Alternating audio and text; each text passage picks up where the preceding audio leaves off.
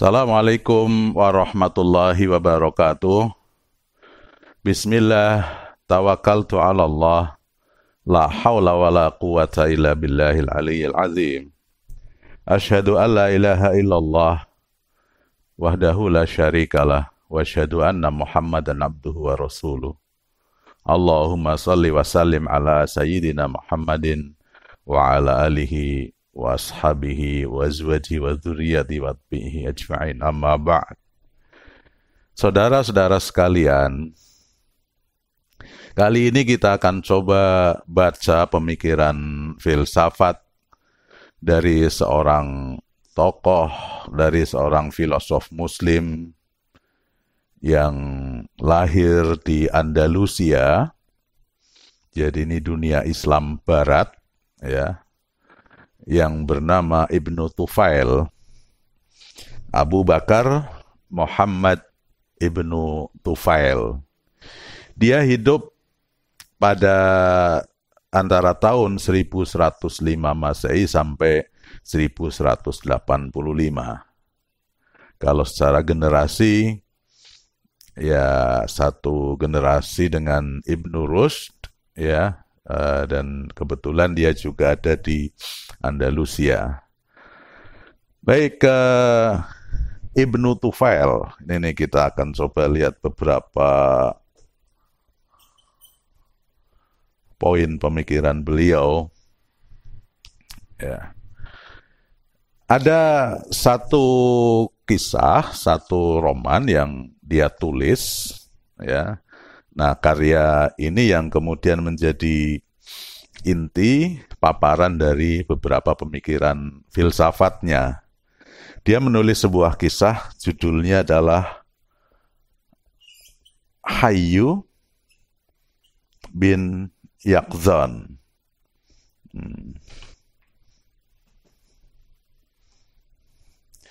Hayyu bin Yaqzan. Oke. Kebetulan karena ini nama yang bikin orang Arab, ini bisa diartikan secara bahasa. Kayak misalnya hayyu itu berasal dari hayah, itu kehidupan. Yaqzan itu yaqzah itu kesadaran. Jadi apa namanya?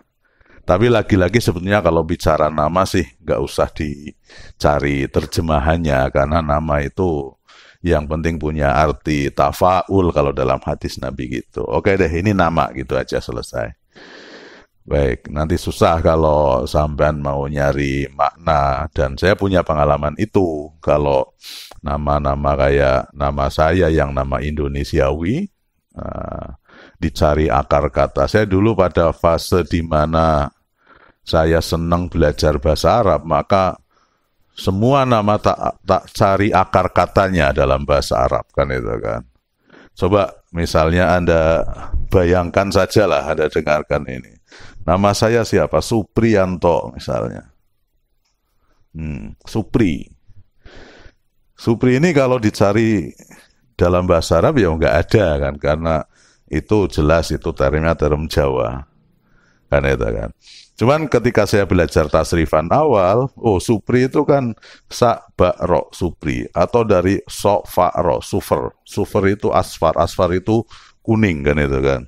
Kuning itu emas misalnya. Khawatirnya gini, kalau nggak sufer itu sifer lah. Nah, sifer kan jadi nol, kan jadi kendala, makanya sudah deh, selesai. Ya, kalau nama itu nggak usah dicari akar katanya di bahasa Arab, karena memang kalau bukan nama Arab ya mungkin nggak ada artinya dalam bahasa Arab seperti itu. Yang penting ketika kita bikin nama, orang tua kita bikin nama kita, ada makna tafaul, optimisme di sana. Baik, Hayyu bin Yaqzan ini sebuah kisah. Kalau Anda suka nonton film, ada film yang bercerita tentang seorang anak manusia yang tumbuh dari kecil hingga dewasa di hutan. Dia bareng dengan binatang-binatang, diasuh oleh binatang. Kayak misalnya yang lama itu, apa, legenda Tarzan misalnya. Ya, dia sampai gede, dia itu di tengah hutan, berteman dengan binatang, dengan semua binatang dia berteman. Kalau film yang terbaru sekarang ini misalnya, kalau Anda suka nonton itu ada film Mowgli, ya, yang diasuh oleh Mowgli itu diasuh oleh macan ya. Nah, oke deh, ini nih padanannya seperti itu. Jadi Hayyu bin Yaqdhan ini tokoh utama dalam kisahnya Ibnu Tufail ini. Saya akan cerita sekilas tentang perjalanan Hayyu bin Yaqdhan. Lah nanti dari cerita itu ada beberapa tahapan di mana tahapan-tahapan itu nanti akan memunculkan pemikiran-pemikiran filosofisnya Ibnu Tufail. Ya mulai dari A sampai titik apalah nanti coba kita lihat bersama. Baik, kisahnya begini.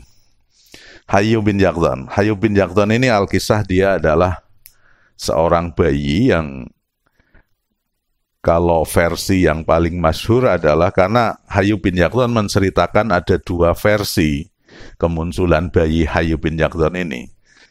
Versi yang paling masyhur dan gampang kita terima adalah Hayyu bin Yaqdhan ini adalah anak dari sepasang kekasih yang mereka memadu kasih, mereka kemudian berhubungan layak suami istri, tapi mereka tidak dapat restu dari keluarganya.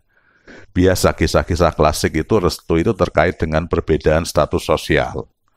Karena gadisnya anak bangsawan, ya perjagaannya itu orang kere sehingga mereka nggak direstui, tapi kemudian mereka menikah dan lari dari keluarganya.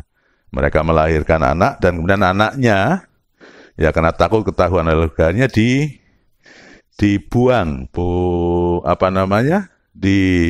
dihanyutkan di sungai. Kayak kisahnya siapa? Nabi Musa itu ya, dibikin kayak sampan kecil itu dan dihanyutkan di sungai. Nah, setelah dihanyutkan di sungai, kemudian Alkisah bayi itu terdampar di sebuah hutan. Nah, di hutan nanti ditemukan oleh seekor rusa betina yang nanti jadi ibu asuhnya.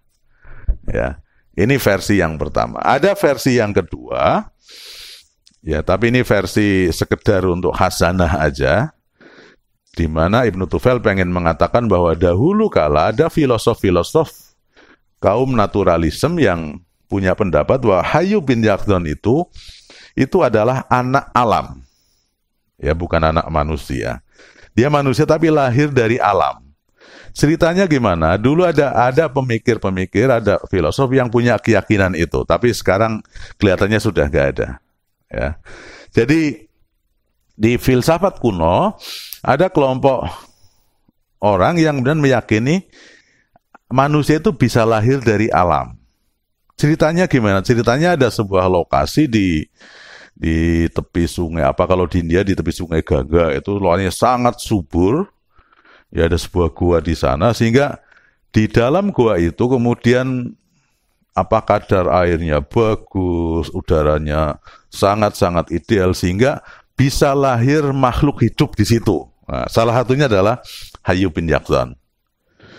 Ini mungkin kalau kita bayangkan secara guyonan itu kayak misalnya kalau di gua itu ada air menitik, tik tik tik, kemudian dia netesin batu itu lama-lama kemudian membentuk wujud manusia, wujud bayi, lama-lama jadi hidup lah, mungkin seperti itu.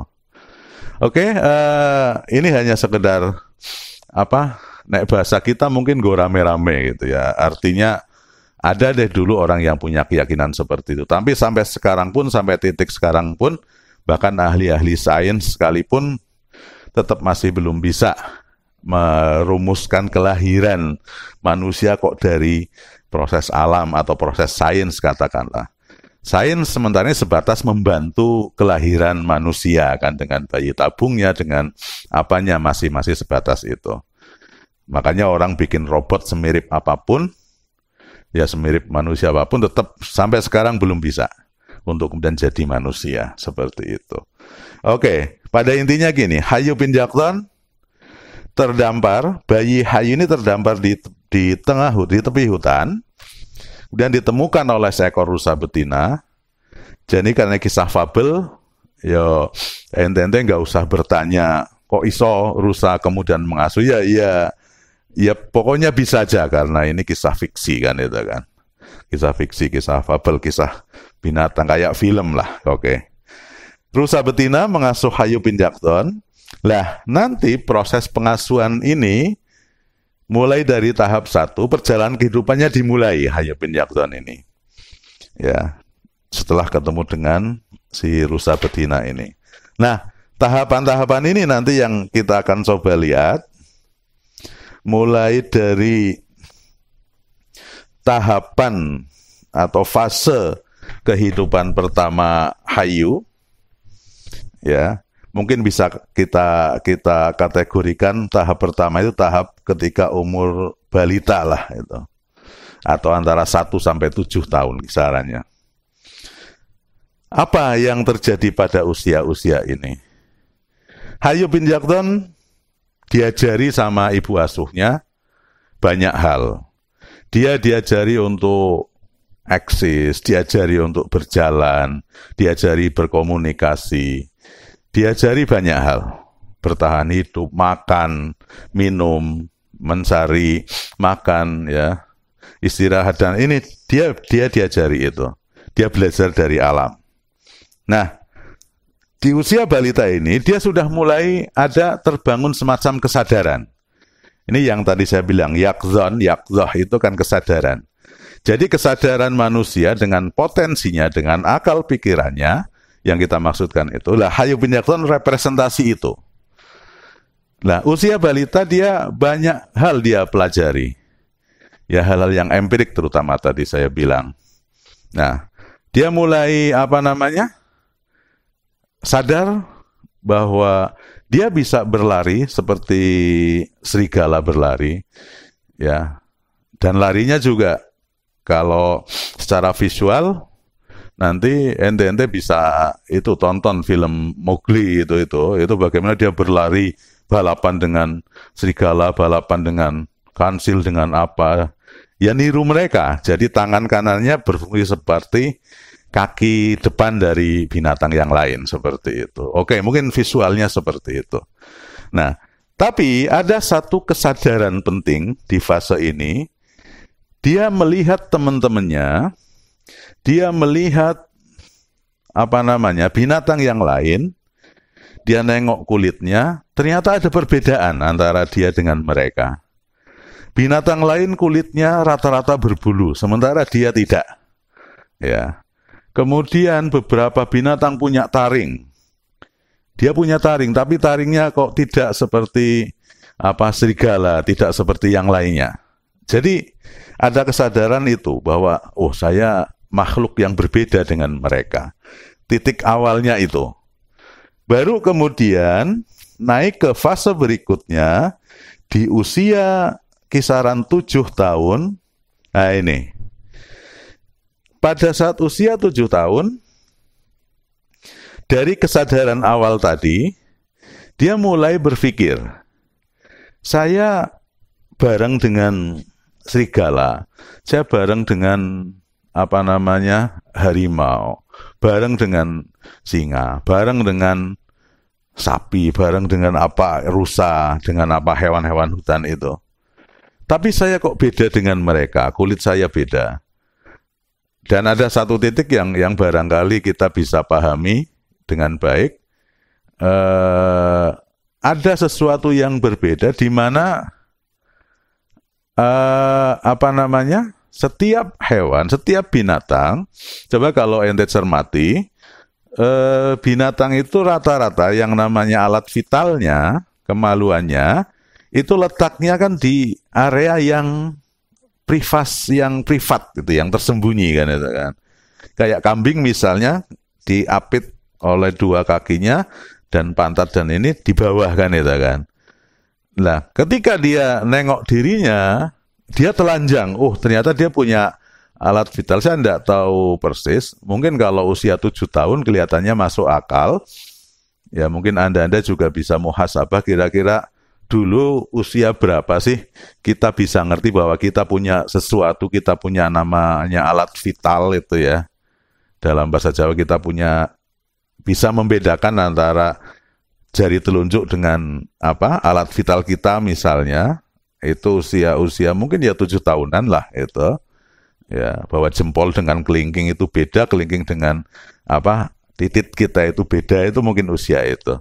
Nah, karena kesadaran itu, kemudian dia dia melihat yang lain meskipun mereka tidak pakai penutup tapi auratnya, ini dalam bahasa agama itu, auratnya kok tertutup, maka dia punya inisiatif, saya harus menutup bagian vital saya.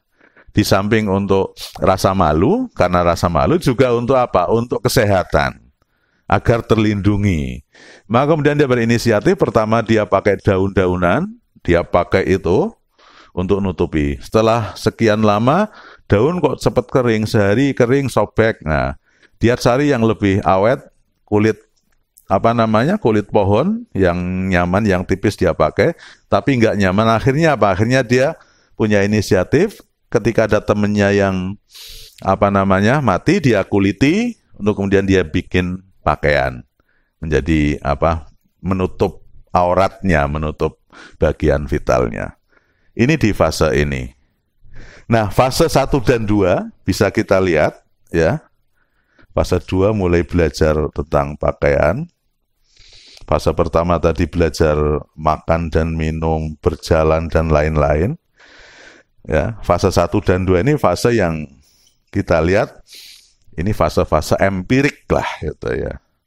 Dan kita tahu Ibnu Tufail saat balita dia di Asuh-Rusa, jadi nggak ketemu orang, nggak ketemu manusia. Ini dia belajar dari alam, diajari sama binatang, belajar dari sendiri, mandiri, autodidak. Ya, oke. Kemudian setelah fase ini, beberapa saat berikutnya ada satu peristiwa besar, yaitu peristiwa kematian dari sang rusa, ibu asuhnya itu. Nah, sifat dasar para filosof adalah ketika ada sesuatu, maka tumbuh yang namanya penasaran.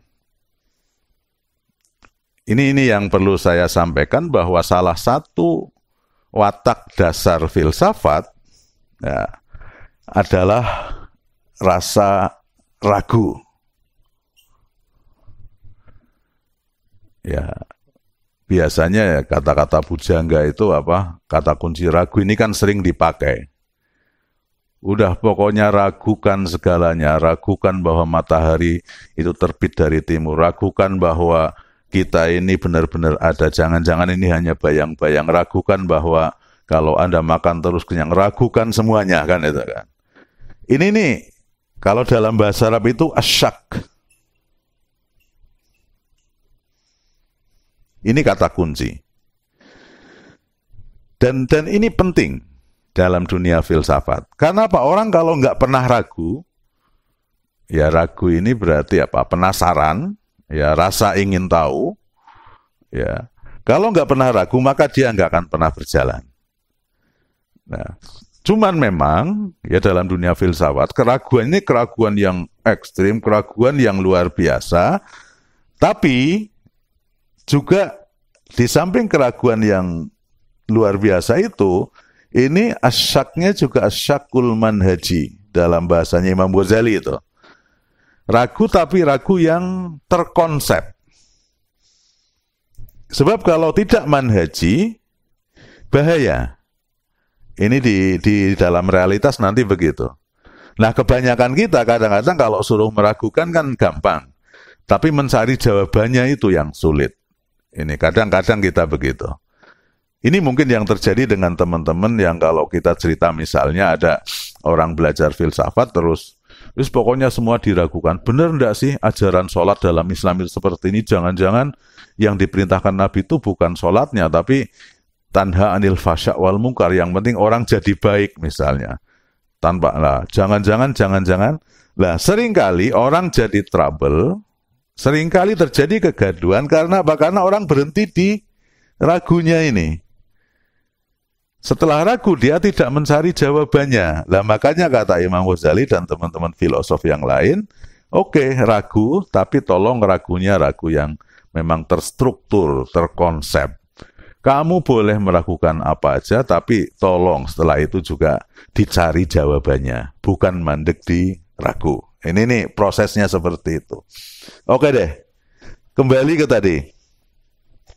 Ada peristiwa besar yang namanya kematian. Ini bikin penasaran Hayyu bin Yaqdhan.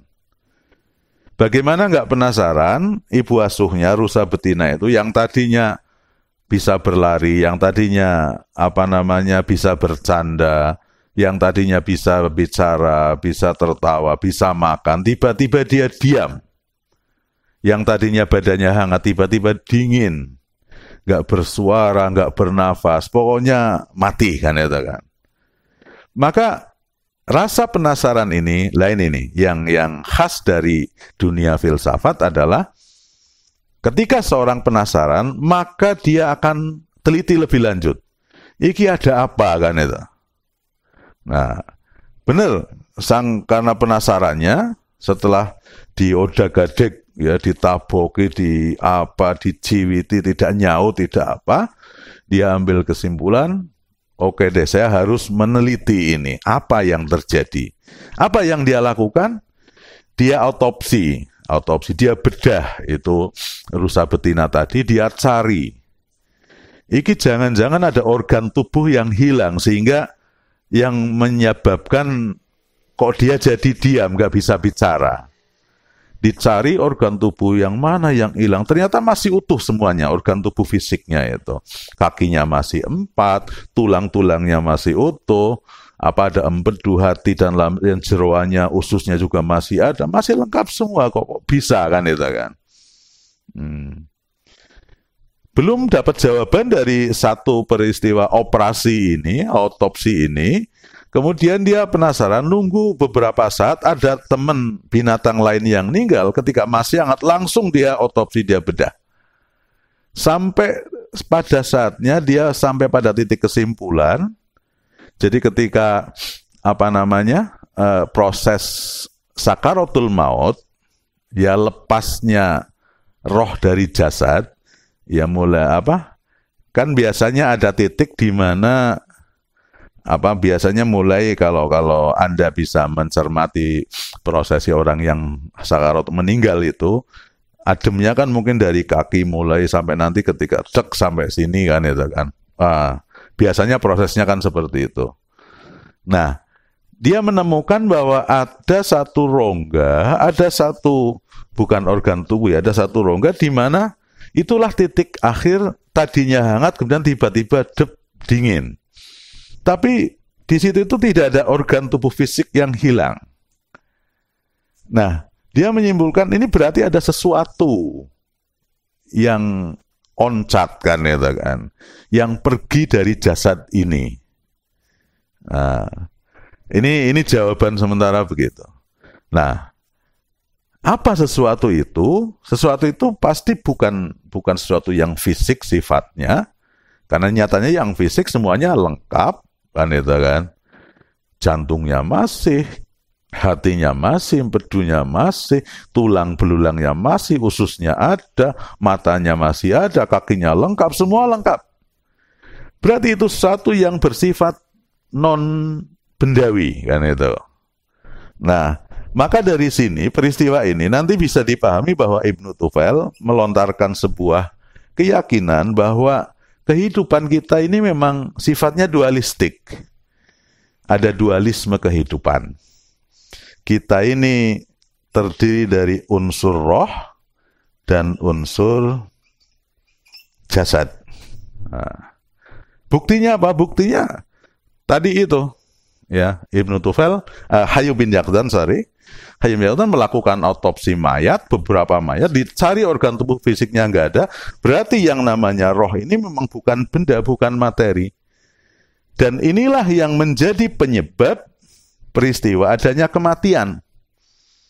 Jadi mufaraqatur ruh minal jasad. Berpisahnya ruh dari jasad, itu yang namanya kematian. Sekaligus dari peristiwa ini Ibnu Tufail meyakini adanya sebuah hukum yang namanya hukum sebab akibat, sababiyah, kausalitas. Kenapa? Yang bikin mati adalah ruh pergi.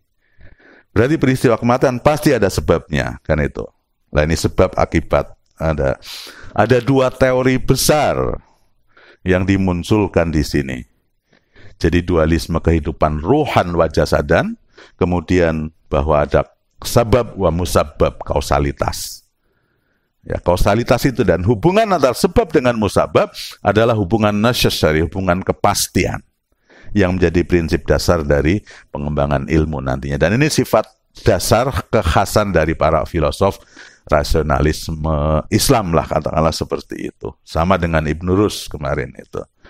Nanti kalau dalam kausalitas memang agak berbeda dengan Imam Ghazali. Kalau Imam Ghazali, dia tidak mau mengatakan ada sebab dan akibat atau hubungan sebab akibat itu kepastian. Kata Imam Ghazali itu dia bukan kepastian tapi itu kebiasaan, nazariyatul adah, kan itu perdebatannya seperti itu.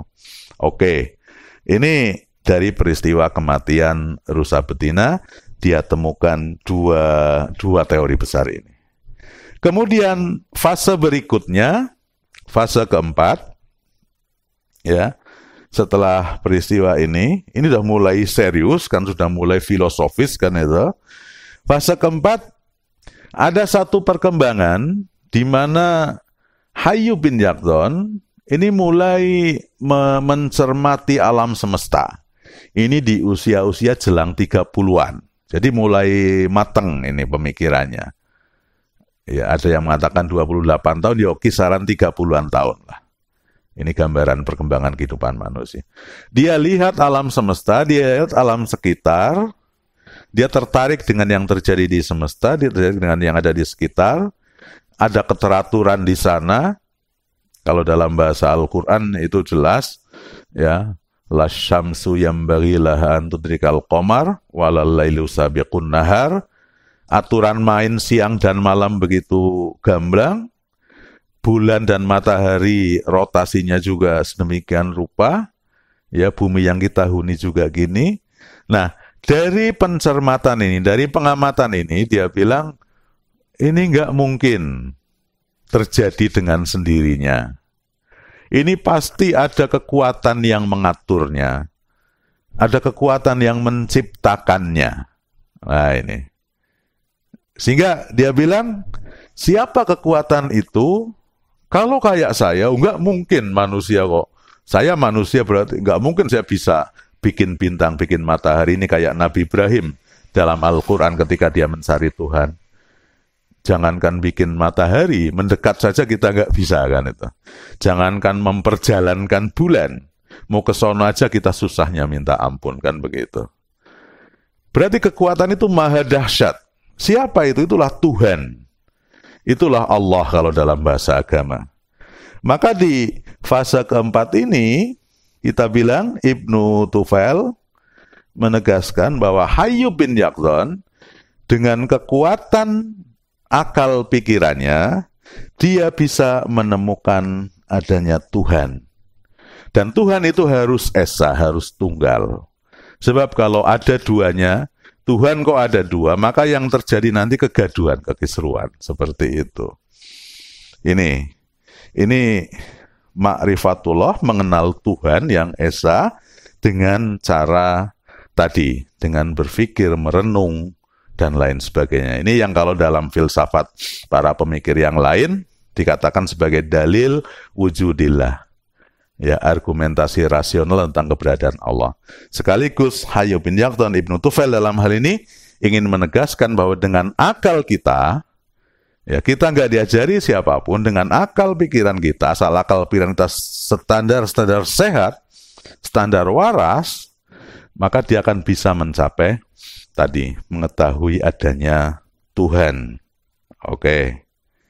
Nah, setelah fase ini, setelah mengetahui Tuhan ini, kemudian Hayyu bin Yaqdhan mulai berpikir,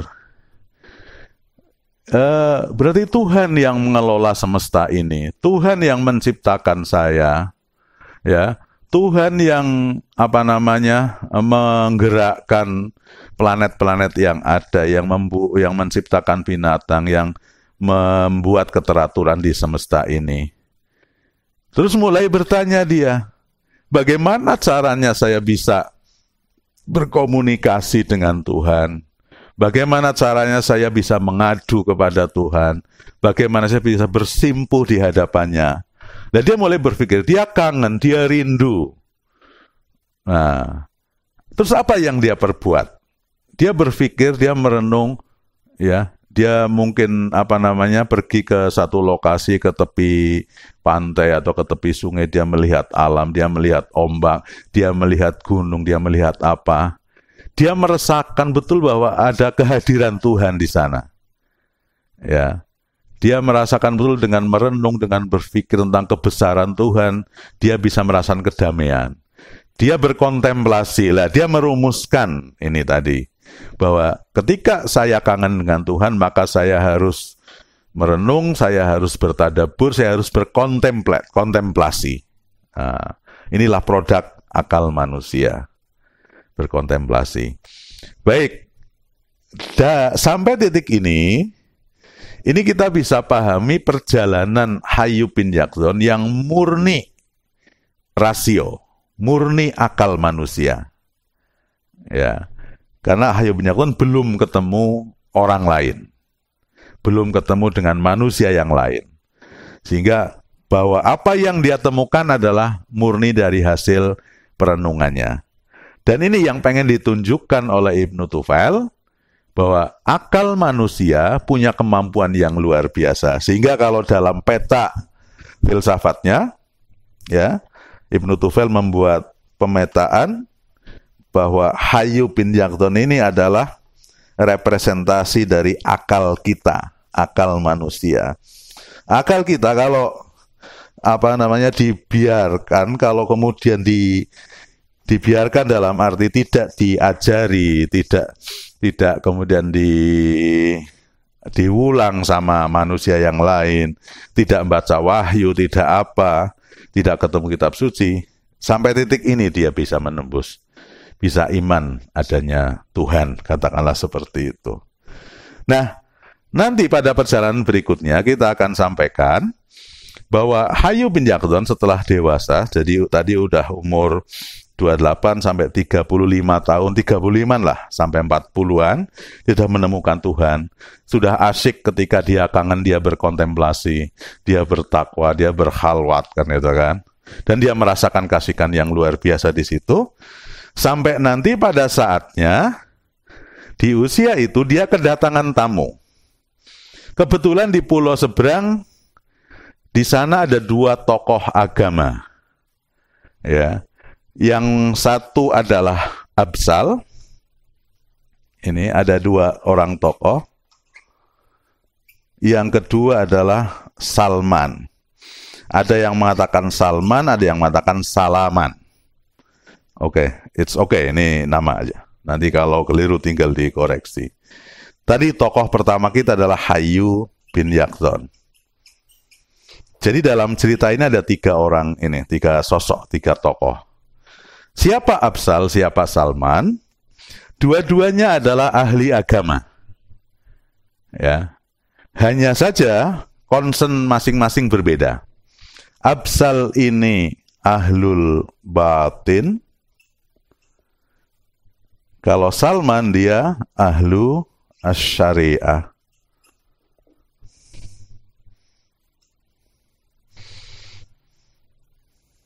Jadi kalau lebih gampang, Salman, si Absal itu sufi katakanlah, kalau Salman dia ahli syariat, ahlu zahir, ya, dua-duanya ahli agama atau agamawan atau belajar agama. Nah, kedua orang ini Al-Kisah, mereka ini singkat cerita saja. Nyampe ke hutan itu mungkin acaranya berburu atau acaranya apalah ya.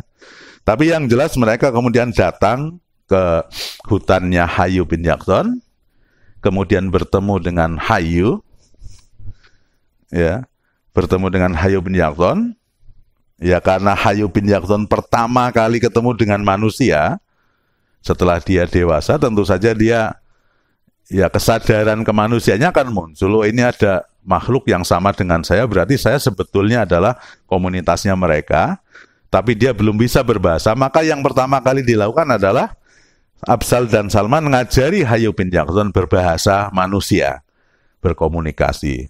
Dan cepat itu teradaptasi. Setelah itu kemudian diantara mereka berdiskusi. Diskusinya kita bisa petakan dengan baik, dengan jelas bahwa Hayyu bin Yaqzan itu representasi akal manusia. Sementara Afzal itu agama, tapi dari sisi pemanaan batin, intuisi berarti, syariat ini wahyu kan itu kan. Nah, jadi filosof, sufi, kemudian ahli agama. Ada tiga tokoh yang bertemu. Diskusi yang pertama nanti menjadi judul utama kita, bahwa Ibnu Tufail punya proyek yang seperti filosof lainnya juga, al-wifaq bainad-din wal falsafah. Ini program utamanya ini. Mempertemukan antara agama dengan filsafat. Filsafat mana? Hayyu bin Yaqzan, ini representasi filsafat murni. Agama mana? Agama dua orang ini.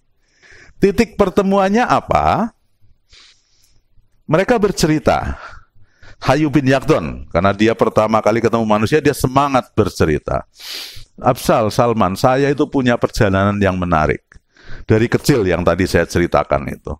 Saya umur balita itu saya belajar ini, kemudian umur 7 tahun mulai sadar dengan membuat pakaian. Umur 10 tahun ibu saya meninggal, saya mulai ngerti tentang ada sebab, ada akibat, ada roh, ada jasad, kan itu kan.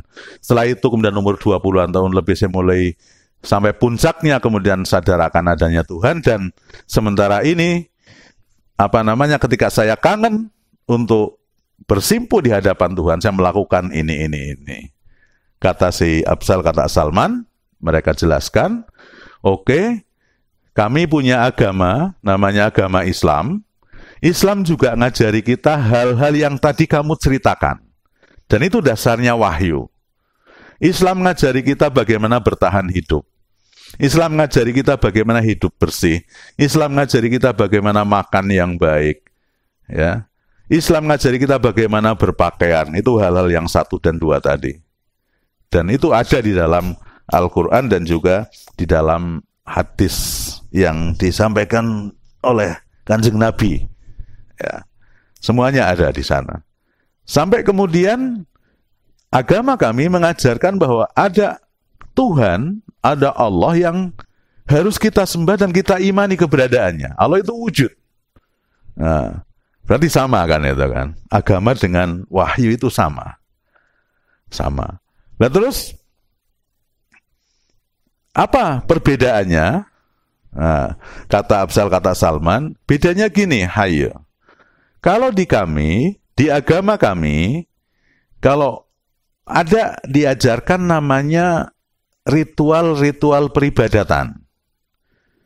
Agama kami juga memberikan informasi tentang kisah-kisah umat terdahulu, kemudian kisah-kisah nanti Yaumal Akhir, di akhirat, kan itu, ada surga dan neraka dan lain sebagainya, informasi yang gaib.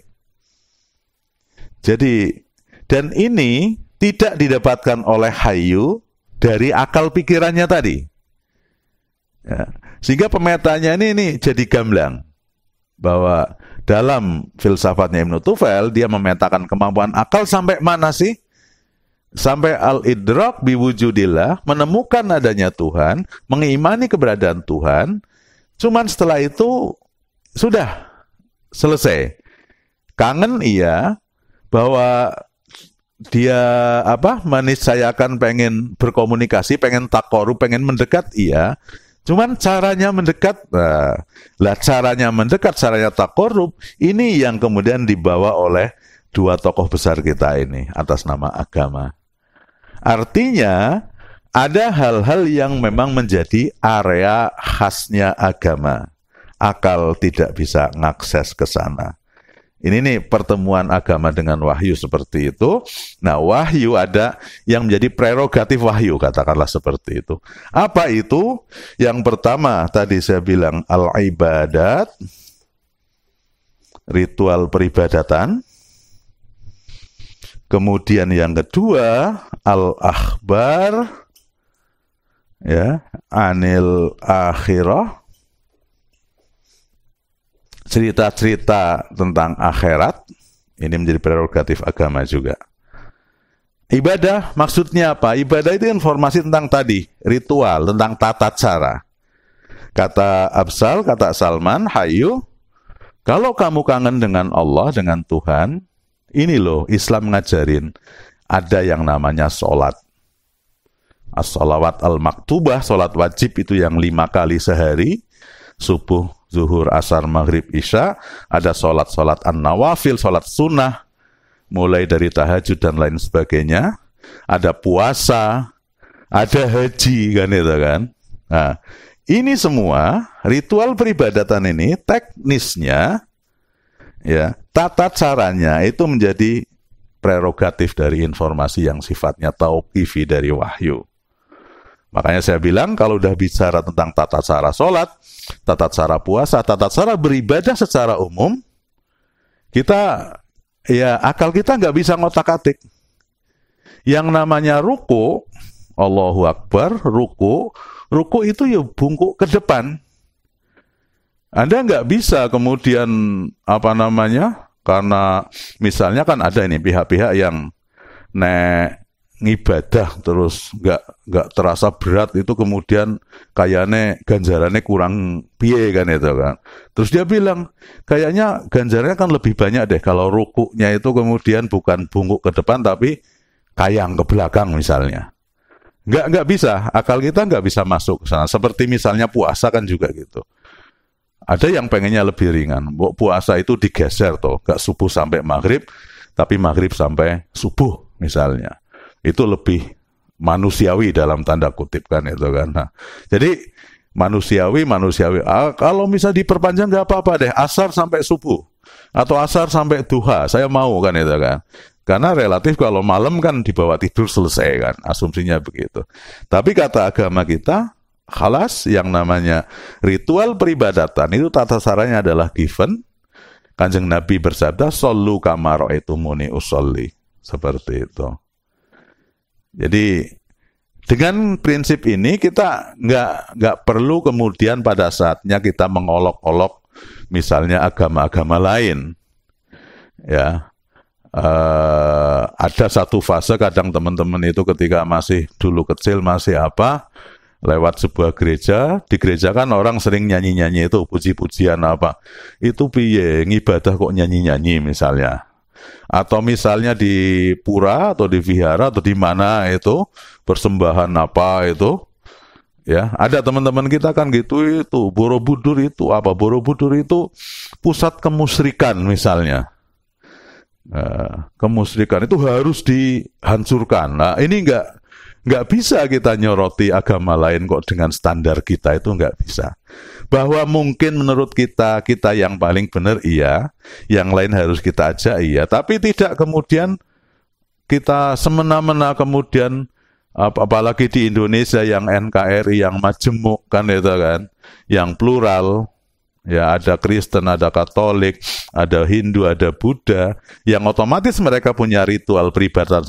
Jangan hanya bayangkan hanya ritual, konsep ketuhanan pun mereka punya konsep sendiri kan itu kan. Sehingga itu Borobudur pusat kemusyrikan, itu Prambanan itu di sana banyak sesaji. Ya karena memang orang Hindu itu sesajen itu ibadah kan itu. Sementara di Islam itu kan tidak lah. Jadi ini harus kita dudukkan persoalannya. Oke, ada ibadah, ada informasi tentang akhirat misalnya, itu juga hak prerogatif. Artinya apa? Kalau iman kepada adanya hari akhir, secara nalar kita bisa. Iman adanya surga itu ada secara rasional kita bisa. Tapi kalau kemudian hal-hal teknis yang terjadi di sana, ini kayak perdebatan ketika kebangkitan fisik atau non-fisik, roh dan jasad atau roh saja, itu kan hal teknis yang notabene itu kalaupun kita berdebat sampai kemudian pot-potan, sampai kemudian banting-bantingan, itu nanti juga kesimpulannya tidak kemudian sampai derajat hakul yakin, kan tidak. Ya, oke, seperti itu. Baik, jadi konteksnya ini pemetaan tadi, kemampuan akal manusia yang luar biasa, cuman memang ada hal-hal yang menjadi prerogatif agama, dan tidak ada kata lain bagi rasio kita kecuali dalam hal ini sami'na wa ata'na. Oke, baik. Secara umum sudah saya sampaikan kisahnya begitu. Pertahapan tadi ada pemikiran-pemikiran filsafat dari Ibnu Tufail. Mudah-mudahan bermanfaat. Wallahul muwafiq ila aqwamit thoriq. Assalamualaikum warahmatullahi wabarakatuh.